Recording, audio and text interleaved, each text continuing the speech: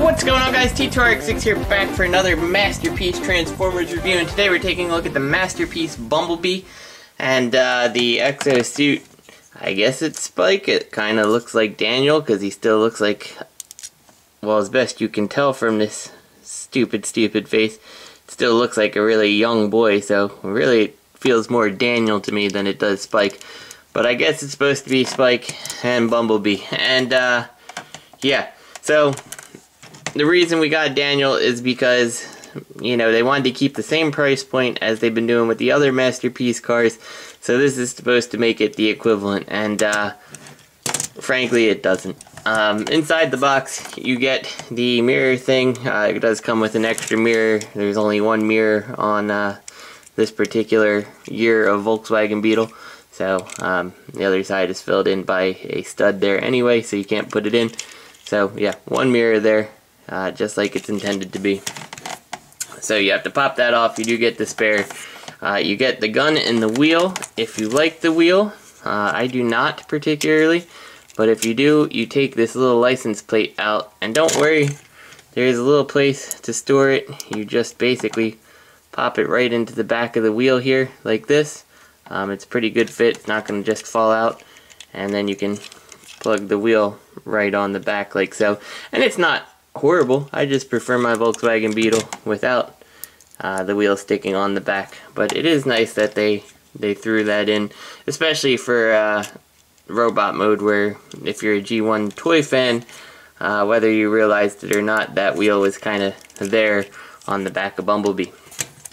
You also get the gun. Nice thing is you can store the gun down here, and then you can take the wheel, and it hides it so nicely that frankly you're not really going to realize that's ever there, so you don't lose all the pieces. So that's pretty nice. This guy, absolutely no paint apps, except for his face, and oh, I guess he has a little bit of a paint app on the wheel, but he is junk. You won't be able to tell it so much when he's in his stupid little exosuit car mode, but when we get to his like robot mode, yeah, you'll see it then. So this guy is unbelievably small, and right off the bat I will say that this guy is the least masterpiece-y masterpiece we've ever seen. And that's not to say it's not a beautiful representation of a Volkswagen Beetle, but it is insanely small, and some of the little things they do, the transformation's interesting. Check out part 2 of the review if you want to see that. Transformation is really interesting in that regard. It's like maybe 80% masterpiece. There's a couple things I would have liked to have seen, but you know, in terms of the size and everything, it doesn't feel right. He certainly hasn't replaced Wheeljack as my favorite masterpiece, and you can just see how incredibly tiny he is comparatively. And I've only been able to kind of find one picture of a Volkswagen Beetle, actually next to a more modern Lamborghini, not the Diablo here. But yeah, I'm going to throw that picture in real quick right here. And you can see that this just doesn't feel right. It feels a little bit too small. In fact, I honestly still think that your Art Feather one is more appropriately scaled with the cars than Bumblebee is, and that's a little bit of a shame to me. So let's complete the Masterpiece cars, and here you can see him next to one of the Datsuns, Prowl. So yeah, and I guess for good comparison we'll also throw in the exosuit. Nobody cares about this thing though. Bumblebee definitely looks best when you bring in your Masterpiece Optimus Prime though. Without any of the other cars there, that doesn't look horrible. I do think that looks pretty good. Alright, so let's talk their quote-unquote robot modes. Let's start with Spike here. Just for reference here, you can see he's got that mush face, and he certainly doesn't look like an adult. I still can't understand why the Dr. Wu partners can make such nice looking faces, and this is the best we can get from Hasbro / Takara, but whatever. On his articulation, you got, this is on a hinge, and then you got a ball joint here, and then because of the way this is hinged, you can kind of move it in and out to get a lot of articulation. but it's on such a weak ball joint here, well, the socket I guess is weak, not the actual ball, that it's really hard to do anything with it without them falling apart on you. So yeah, it's pretty awful. No head articulation, no waist. The legs are on a ball joint and then a knee swivel here, blocked by the back here, but you can kind of, you know, rotate things out a little and kind of fudge it a little bit if you have to. Yep, that's my dog, or one of them. Yeah, so yeah, really nothing on this guy, not a whole bunch of articulation. Would have rather this have not been there, and then we wouldn't have to deal with this stupid arm that falls off. I can't stand it. Getting on the Bumblebee though, things are at least a little bit better. Our head is on a swivel and then a rotation here. As you can see, the shoulders are ball jointed at the top, as well as having the little bit of shoulder pivot there. So that's nice. Coming down to the elbow, or the bicep swivel, just your standard elbow, so you get just a little bit above 90 degrees. Nothing on the wrist aside from the in and out, and while it has the little hole there, the hand is not articulated, so he's always got his fist, which to me isn't necessarily the worst thing, because it makes putting his gun in nice and easy, and it fits really great, but I know that's going to be a problem for some people. And if you want, of course, you can still take the license plate out and put the wheel on the back, but I don't particularly care for the wheel. Also of note is his face. He did come with a second face.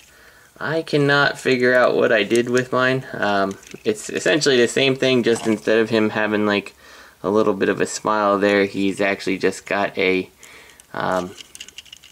more like a determined mouth on him. Like the eyes and stuff are all the same, but they just kind of pop off here, leaving this thing, and yeah, that's the face. So I have to look for it. I can't figure out what I did with it. I'm sorry I can't show you guys in the review here. But just pegs on in, coming on down. We do have a waist joint here, not impeded at all, 360. That's very nice. Your universal style joint here, no ratchets or anything, but he's so light and small that it's really not much of a problem. Down to the knees, you do have your single knee, and then because of the transformation, if you want, I suppose you could really break his knee. And coming down to the leg, there's some kind of pivot in here to get the ankle a little bit of movement and a little bit of forward and back. So overall, a pretty decently articulated little figure. So let's get some size comparisons with Bumblebee, an old piece of crap Spike, and I am not putting on his other arm for the remainder of this review because I don't want to. So here is our classics mold Bumblebee, and for that to be bigger is a bit disappointing, because I don't think anybody out there would argue with saying a classic style Bumblebee, you know, is terribly out of scale with, say, your masterpiece cars.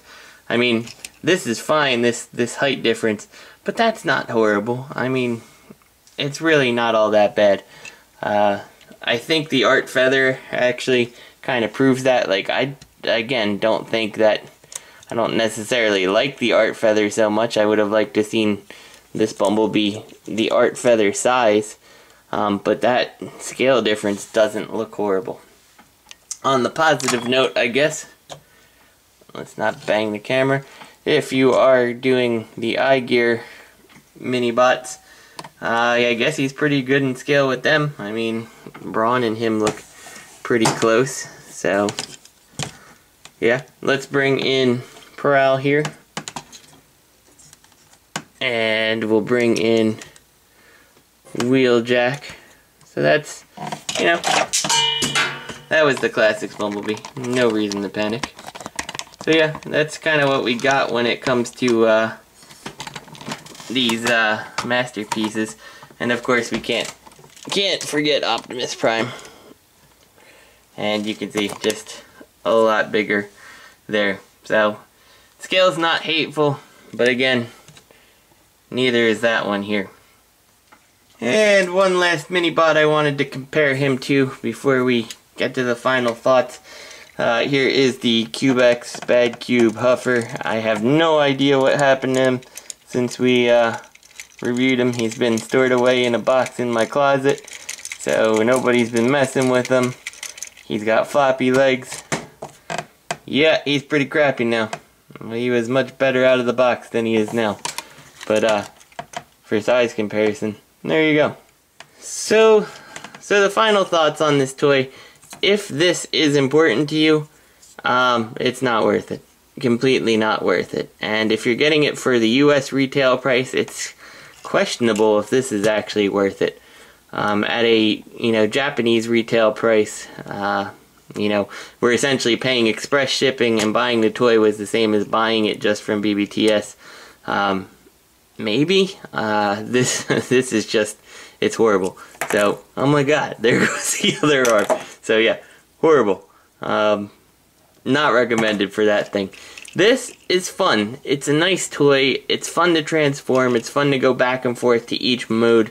It's articulated nice. It looks pretty good with your classics, but it still feels like it could have been a bit bigger. Again, I'd rather have lost Spike and made this guy like this tall, maybe this big, and yeah, it would have worked better than what we got here. If you're a Masterpiece collector, of course you're gonna have to get this, and I don't think you're gonna hate it.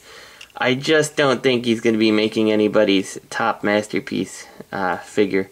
And for what it's worth, this face in person does somehow look a little bit better than it seems to on camera. It's like some of the little angles on the face seem to not be apparent when a light is shining on it, but when you're in regular lighting it looks a little bit better. So I like it. He's not going to be for everyone. If you have B, I don't know, like the Toy World B, I don't know if you need to rush out and get this guy. If you have Art Feather, again, I don't know if you need to rush out and get this guy. It's a better looking Bumblebee than Art Feather, but Art Feather I think kind of is sized better for a Masterpiece collection. So this is T2RX6. I hope you guys enjoyed the review, and I'll see you guys next week.